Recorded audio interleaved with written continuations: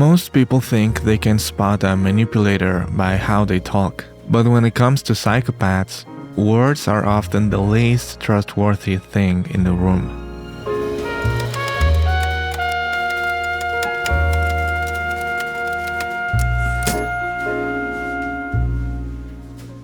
Welcome to part 1 of our 3-part series based on Vicente Garrido's book, Cara a cara con el psicópata, or Face to Face with a Psychopath. There's not an official translation of the book, so bear with me.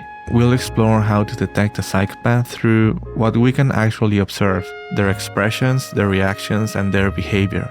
Make sure to subscribe to be notified for parts 2 and 3, where we'll cover how psychopaths hunt for victims and what to do if you ever need to confront one. Also, we're so close to getting 1,000 subscribers, so that will help me so much.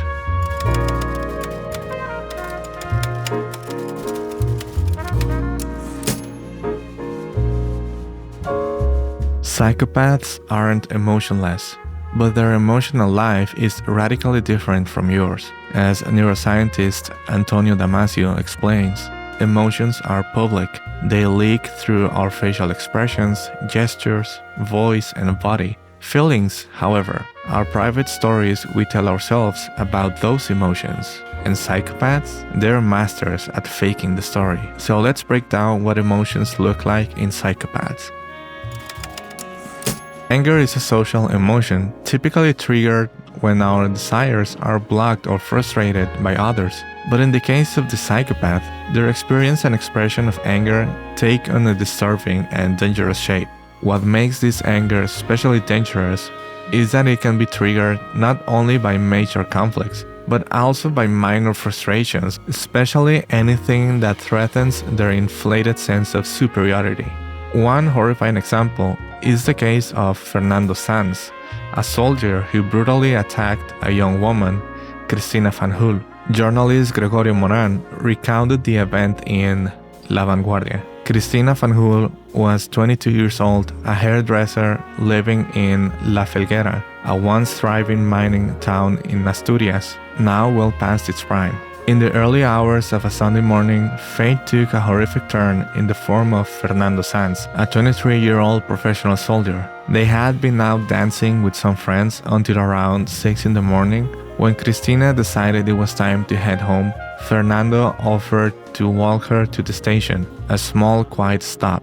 It was there that he tried to rape her 3 separate times, partially undressing her in the process. But when his attempts failed, and he wasn't getting what he wanted, he uttered the one chilling sentence that would echo as a backdrop of the horror that followed. "You can't leave me like this." What followed was a brutal, unimaginable attack. He tried to crush her head with a rock, then gouged out her eyes, tossing them away like they meant nothing. One was found quickly, the other took hours to locate. Her screams likely saved her life. A nearby station guard heard and rushed over, scaring the attacker off. Later, the victim would say that until that cursed morning, he had always seemed like a very reserved and shy guy. She once said with unwavering honesty, "I'd rather be like this than have my mother bringing flowers to my grave."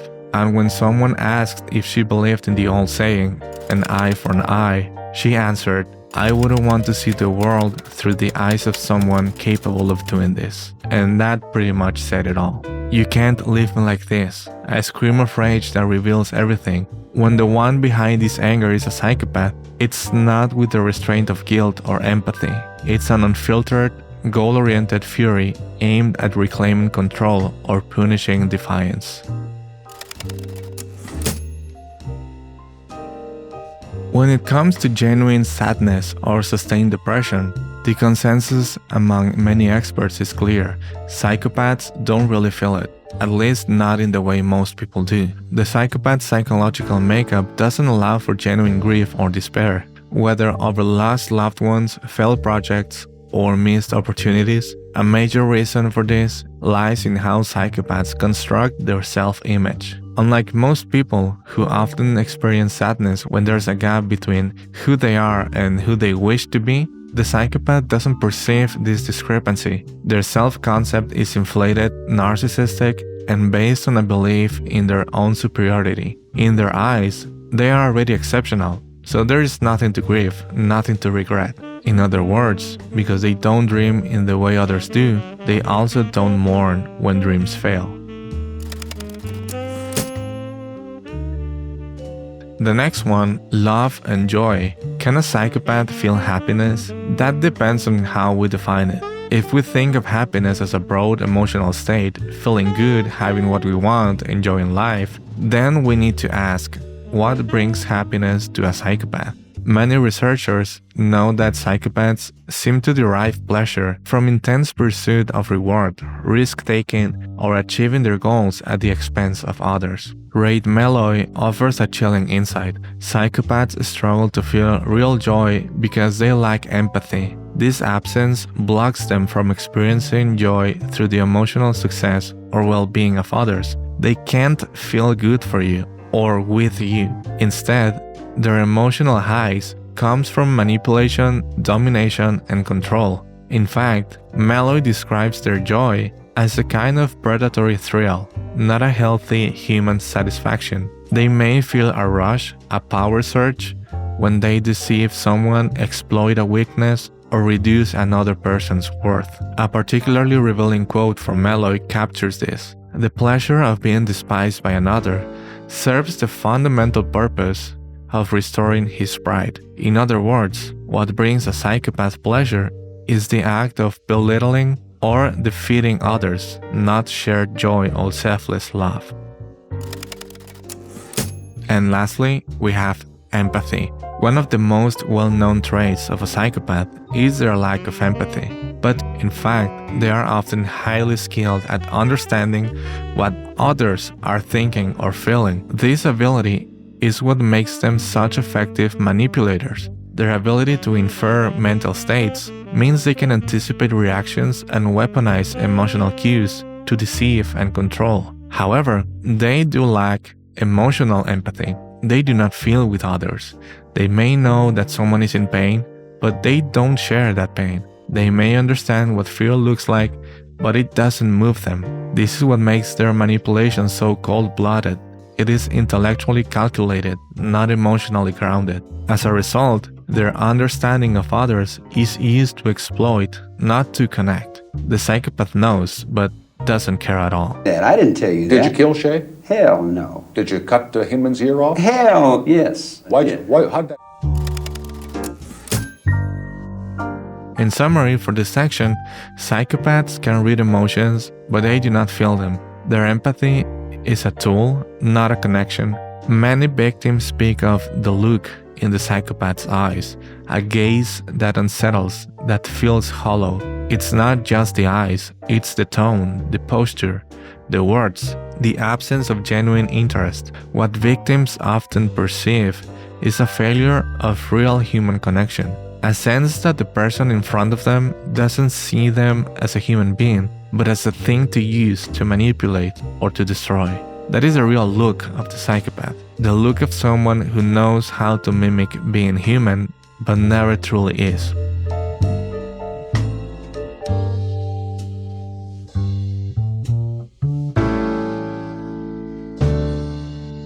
And understanding what they feel or don't feel is just one piece.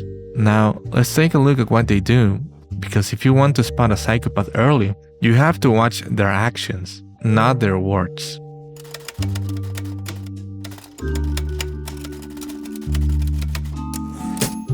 Now, into understanding their behavior. Not all psychopaths look the same. Some are violent and explosive. Others are socially integrated and quietly destructive. What they share is a core set of behaviors rooted in their emotional emptiness and need for control. In this section, we'll focus on the most dangerous and manipulative patterns seen in everyday life, especially among those who intimidate, abuse, or manipulate partners, co-workers, or family. But keep in mind, not all psychopaths are physically violent. Not all of them are criminal masterminds or serial killers. Some are just as damaging in more subtle, insidious ways, through emotional neglect, chronic irresponsibility, or a total lack of empathy. The following case taken from Vicente's personal files, illustrates the type of non-violent psychopath, still extremely difficult to live with. Vicente says, Juan, a 34-year-old married man with 2 children, had been running the family grocery business for 5 years, since his and his brother Agustin's father passed away. Agustin came to me for advice, troubled by how Juan's troubling behavior had intensified ever since he took on this new responsibility. Juan had always been a source of stress for his parents, especially his father after their mother died. She had always covered for Juan's messes. He was expelled from 3 schools and was a heavy marijuana smoker by the age of 14. At 16, he ran away from home and was missing for a week. No one ever found out where he'd gone. He bounced between various vocational training programs, but never completed any of them, nor did he ever show much interest in working.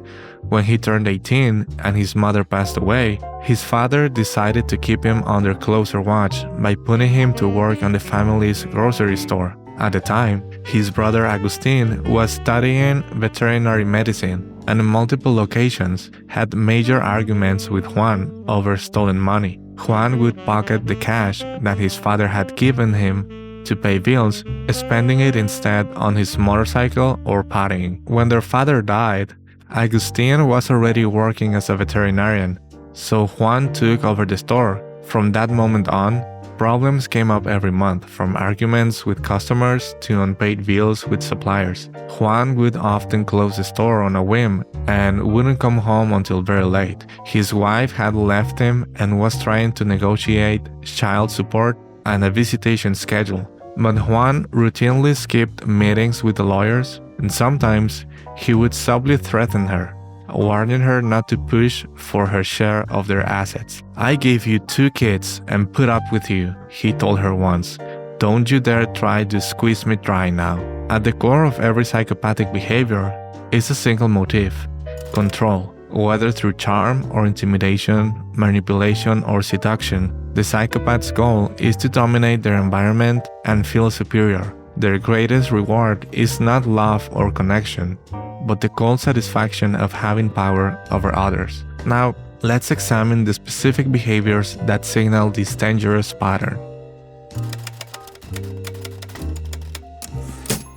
Psychopaths show erratic, unstable, and contradictory attitudes in their relationships. Why? Because they're hyper-focused on themselves, deeply narcissistic, constantly alert for anything they might interpret as disrespect or criticism. Even small remarks or changes in mood can trigger sudden shifts in how they treat others. One moment they might seem friendly or charming, the next, cold, distant, or aggressive.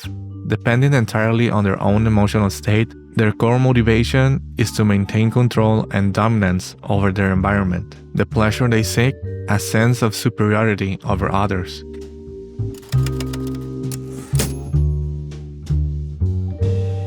When it comes to the devaluation of others, psychopaths systematically devalue those around them as a way to protect their inflated self-image. By belittling others, they maintain the illusion that they are superior, exceptional, and above comparison. This psychological mechanism also helps them avoid feeling envy. If they see themselves as better than everyone else, there's no one left to envy. This dynamic is perfectly captured in a quote from Paradise Lost by Milton: "Better to reign in hell than serve in heaven." It reflects the psychopath's mindset. They would rather dominate in a broken world than be equal in a just one.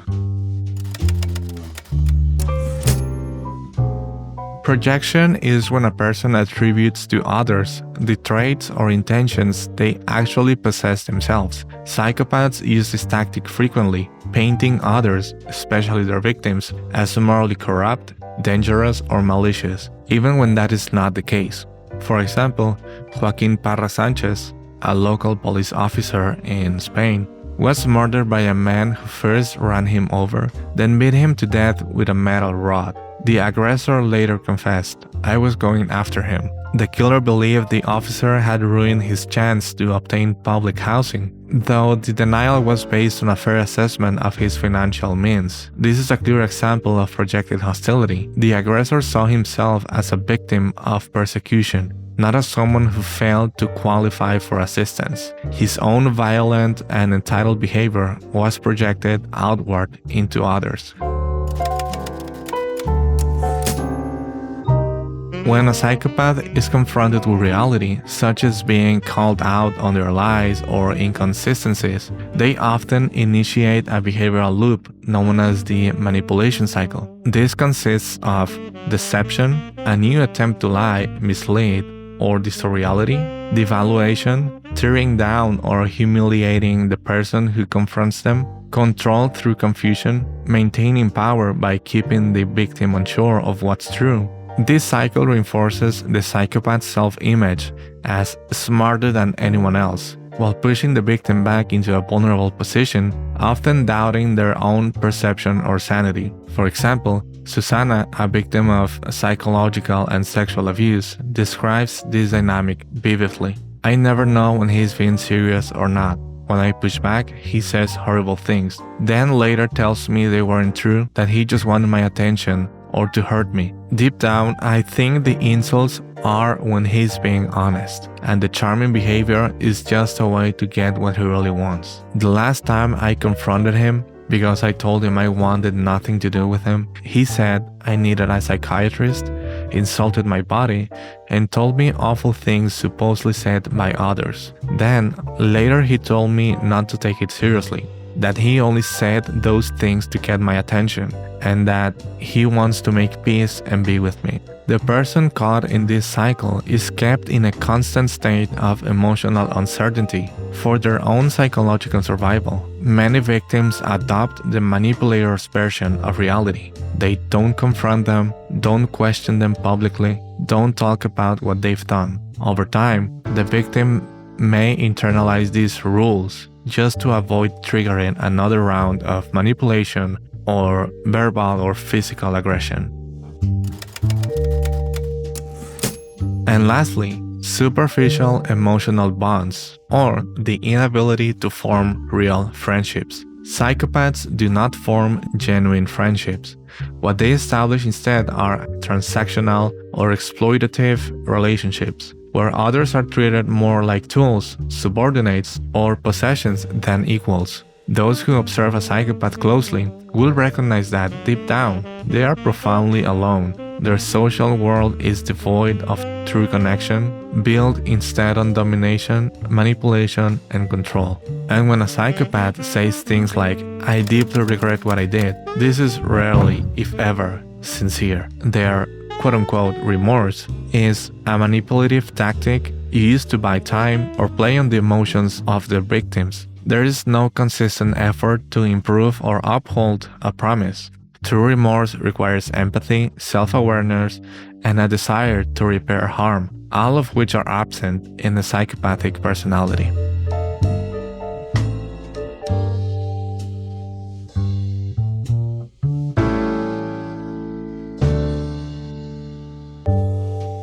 While a formal diagnosis must be made by a professional, the author Vicente Garrido emphasizes that anyone can learn to detect early signs of psychopathy for personal safety, and he proposed a 5-step action plan.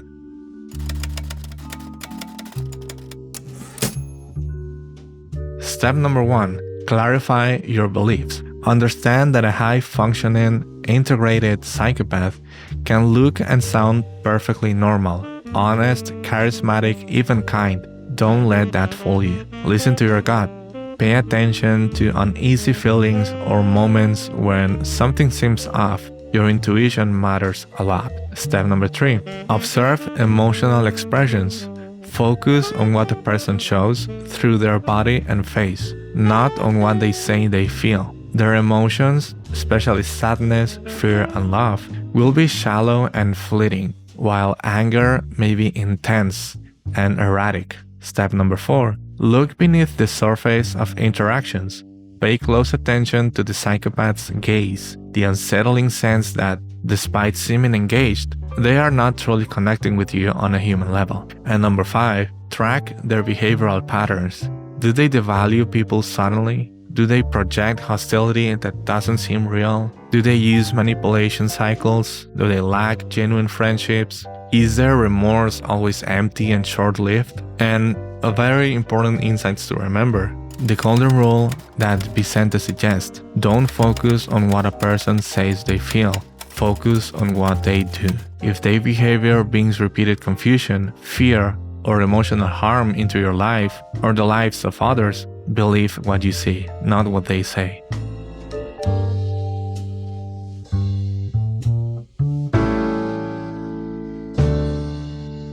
This is just part 1 of our series on Cara con el psicópata. In part 2, we'll explore what makes someone vulnerable to their manipulation, and in part 3, we'll look at the strategies victims can use to escape the web. Please subscribe so you don't miss what's next, and if this video helped you clarify something in your life, share it with someone else who might need it too. Thank you very much for watching. Stay safe, everyone. Keep on keeping on.